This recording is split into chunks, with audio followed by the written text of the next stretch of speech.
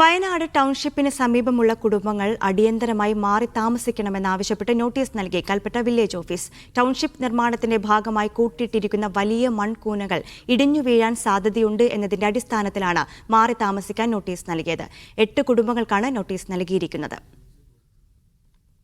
ബന്ധുവീടുകളിലേക്കോ വാടക വീടുകളിലേക്കോ മാറി താമസിക്കണം എന്നാണ് വയനാട് ടൗൺഷിപ്പ് നിർമ്മാണ മേഖലയ്ക്ക് സമീപം താമസിക്കുന്നവർക്ക് കൽപ്പറ്റ വില്ലേജ് ഓഫീസിൽ നിന്ന് നൽകിയ നോട്ടീസിൽ പറയുന്നത്.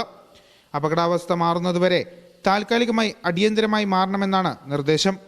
പെട്ടെന്ന് എങ്ങോട്ട് മാറും എന്നുള്ള ആശങ്കയിലാണ് കുടുംബങ്ങൾ. ബന്ധുവീട്ടിലോ അല്ലെങ്കിൽ കുടുംബക്കാരുടെ വീട്ടിലോ അല്ലെങ്കിൽ വാടകയ്ക്കോ വീടെടുത്തിട്ട് താമസിക്കാനാണ് പറഞ്ഞത്. ബന്ധുക്കളുണ്ടെങ്കിൽ നമുക്ക് ബന്ധുക്കളടുത്തേക്ക് പോകാൻ പറ്റുള്ളൂ. പിന്നെ ഇപ്പോൾ സ്കൂളിലേക്ക് പോകണം. ചെറിയ നഴ്സറി കുട്ടികളാണ് ഇവിടെ അല്ലേ, 2 ആളും മോൻ്റെ കുട്ടികൾ. അപ്പോൾ അങ്ങോട്ട് പോകാൻ സ്കൂളിൽ പോകാനൊക്കെ ബുദ്ധിമുട്ടല്ലേ, പണിക്ക് പോകണമാണോ. മൺകൂന മാത്രമല്ല, സമീപത്തെ മൺതിട്ടയും അപകടാവസ്ഥയിലാണ്. മഴക്കാലത്ത് ഉറവ് പൊട്ടുന്ന സ്ഥലമാണ് ഇവിടം. ശക്തമായ മഴ പെയ്താൽ തിട്ടയടക്കം താഴേക്ക് പതിക്കും. ഇതിനു മുകളിലാണ് ടൗൺഷിപ്പിലെ വീട് നിർമ്മിച്ചിരിക്കുന്നത്. ഇതടക്കം താഴേക്ക് പതിക്കുമോ എന്ന ആശങ്കയും നാട്ടുകാർക്കുണ്ട്.